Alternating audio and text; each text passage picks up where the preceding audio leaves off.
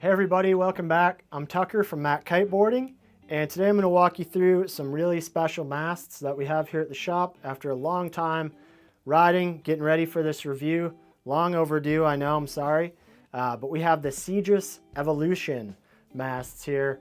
They're full carbon.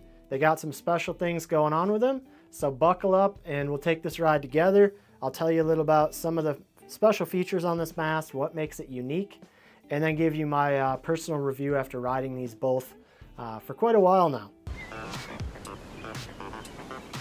All right, so as I mentioned, these are the Project Cedrus, formerly, now Foil Cedrus Evolution Masts. So they've changed the name, make it a little more concise and maybe more pointed. It's about foils, so here we are. We've got two different masts here. They're both the Evolution series masts, meaning they're the second generation of the carbon mast from Cedrus. And we've got an 80 centimeter length and an 85 centimeter length here.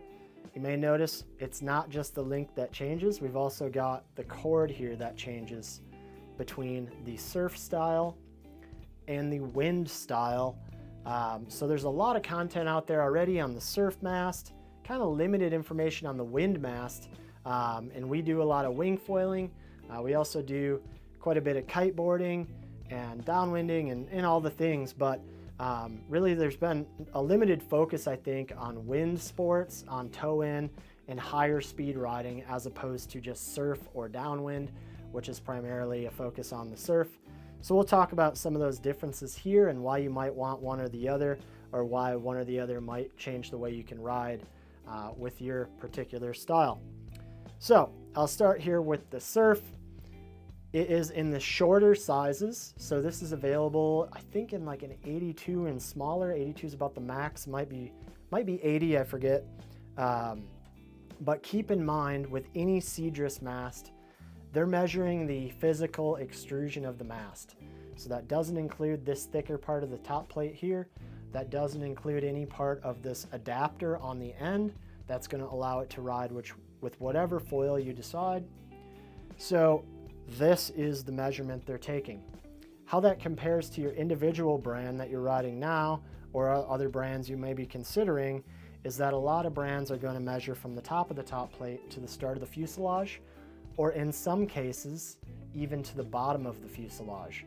So for instance, code measures from the top of the mast to the bottom of the fuselage. By comparison, a code 80 centimeter is going to be closer to like a 72 Cedrus, or an 80 Cedrus Evolution, as compared to a code effectively is going to be more like an 87 code. So that's something to know. It's only the extrusion. You're going to be 4 or 5 centimeters longer depending on the brand you're comparing in terms of total length. So you tend to order the Cedrus a little shorter. Personally, I'm typically on like an 85 mast as a kind of an average. The 80 for me is kind of the go-to. The 85 here in the wind that I've been testing has also been fantastic, but it is effectively more like a 90 or a 92 centimeter, depending on which brand we're comparing again, which again isn't necessarily a bad thing. I think the Wind Mast has some unique advantages that particularly apply to longer masts in that style of riding, so we'll get to that in a minute. Now, what is special about the Surf? The Surf, you'll notice with Cedrus, is quite thin. The foil section is quite thin. The cord here in this effective area is shortened, so you have less wetted surface area. That means it's got a little less drag at low speeds. It's also a little looser in the turn. So if you're riding at slower speeds, doing a tighter turn, this is going to be more appropriate for that. Now, for newer riders or people that aren't riding at slower speeds, but rather higher speeds, the Surf can feel a little unstable or twitchy. And then you're going to need to, adapt for that, either with a longer fuselage, a bigger stabilizer, some winglets, whatever. There's a lot of different ways to add stability to the foil. But know that by comparison to most masts in the market, this one is going to be a little bit more loosey-goosey, a little bit more twitchy. So really, I would say this is best suited for people at slower speeds looking for a looser, surfier feel. Hence the name. Surf works really well for people surfing, for prone, for downwind paddleboarding, for foil driving in small waves. This is a really great option for that, and I think that's been well documented already in a lot of the reviews and a lot of people's opinions and experiences. And I think currently there's a lot of momentum towards the surf end of the spectrum, when maybe that's not always going to be the best choice for a lot of riders. So we'll get into that in a moment here. Something else that's special about these, other than that optimized shape and thinness that make them very sleek and efficient, is they're quite lightweight for their size, lighter than most carbon masts or high modulus carbon masts, but they're also stiffer. So stiffness is integral in foil performance. Really, how stiff your mast is going to be a big determining factor in stability as well as maneuverability. And it seems like sometimes those things are at odds, but with the mast, you can both gain stability and maneuverability with stiffness, because that foil is going where you tell it to. You're getting that feedback faster. So it's just more intuitive, higher performance the stiffer your mast gets. Now, this mast is almost the same thickness all the way through. It's a little fatter at the bottom and a little fatter at the top to add rigidity, in those critical areas, but also make sure we've got room for those M8 heads. So the M8s are key. They're going to be a lot more durable than M6, more trouble-free, and easier to handle if something does happen. So the critical part of the mast here is thinner. The offsides are a little fatter to accommodate for those screws, add stiffness, and it's really not in as critical of area. But the predominant part of the mast is very thin all the way through, whereas a lot of tapered masts, yeah, they're real thin down here, but as soon as you get up here or here, they're real thick, and that's going to add drag. So this mast is uniformly quite thin and fast. Now, coming into the wind, the surf sounds really amazing for a lot of riders, especially if you're on the high end of performance. However, what if you're winging? What if you're towing? What if you're kite foiling? You're routinely at speeds that really the surf wasn't designed for, and it can feel a little bit twitchy, a little bit unnerving, and that doesn't inspire more confidence. So what the wind does is you get an elongated section in the middle here in the cord. It's still, normal thickness for masts, of course, but it's not super ultra thin cord like the surf. That gives you a more predictable, a more stable ride. Additionally, it flattens out the curve of the foil section, so there's less drag at high speeds. When you're really cooking, it matters. Having a shorter cord is technically a lower aspect. It has a lower terminal velocity. So basically what that means is you can go faster on the wind mast, even though there's more wetted surface area. The way that plays out, it just increases your top speed, allows you to have more stability and predictability at those speeds. And when you're going Mach 100, you're not making these little tight ticky-tacky turns anyway. You want something you can lean into, something you can trust, something that gets you upwind better if you're into racing or riding fast, or maybe you just want to ride further upwind faster so you can ride the waves downwind. This does that. This points upwind significantly easier. It even has a little better drive at a slow speed because you have more to push off of. There's more forward drive to the board. So there's a lot to be said for the Wind Mast, and I think a lot of people are ignoring it for the time being because, it makes sense that less mast is less drag, makes, more maneuverable and all that. It's really cool. And that's true at slow speeds, but when you get to high speeds, you want that stability. You want that top end speed.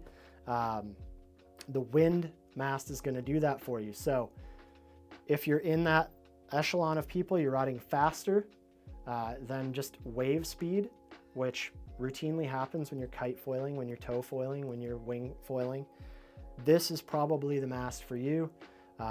Additionally, newer riders, this is going to offer you more stability side to side before you're even moving. More stability again when you start to taxi and take off. And then again, more predictability and stability in turning once you're up and foiling, even at slower speeds. So for anybody intermediate and below, I would say it's an easy choice. You want a wind mast unless you need a super short length. And then lastly, the wind is made in longer lengths. Makes sense. We're using, kite foils, tow foils, wing foil, windsurf foil boards tend to have a longer mast, higher speeds. You're plowing through waves, not just riding on top of the wave. So you need a longer mast to do that. And the wind is allowed in longer sizes to help you do that. So if you're riding a mast that's bigger than 82 centimeters, the choice is easy. You go wind. That is appropriate for those longer masts, those higher speeds that you're looking for on these. So I hope that makes sense, differentiating between the two. Beyond that, something that's unique for each mast, as I mentioned, is it's a full carbon construction in the middle section here. Something really unique, and I don't know if you guys can see this, but the black stripes on the outside here, this is a special material that's not carbon fiber. If you look, I can even flex it a little bit. So this material is more resilient to impact. It's more resilient to damage. If you do damage it, it's easier to repair, and it's not any part of the major structure of the mast. So even if you ding it, you can continue to go ride it until you can repair it. Or if you repair it, you can repair it with almost anything that kind of brings it back to its normal shape without worry that it's going to make a soft point in the flex and break. That can definitely happen with carbon masts, so it's something to be aware of. This allows you a more maintenance-free, a more trouble-free, and most importantly, a safer foil. As you can tell, I can rub my hand on this thing all I want. I can hit my hand on it. It's not cutting me. I can't do that with any other carbon mast. It's going to cut my hand to shreds. I'll probably be in surgery. So it's a really cool safety feature. It's a next level thought and design versus what else is out there. So there's a lot of cool reasons to like the Cedrus. Lastly, and maybe most importantly, the coolest thing about Cedrus is the universal nature of it. So this mast is going to work on any major foil in the industry, and that's changing every day. They're adding more adapters every day. This one here is for code, so I can put this adapter on, ride all of my code foils. Take this adapter off, put on an AFS adapter, ride all my AFS foils. Take that off, put on a slingshot, ride all my slingshot. Put on an F1, ride all my F1. They have an adapter for basically every major foil in the industry. So even if you change brands, you don't need to buy another really expensive carbon masts just to do that. That also future-proofs you. So let's say the brand you're using changes their ecosystem.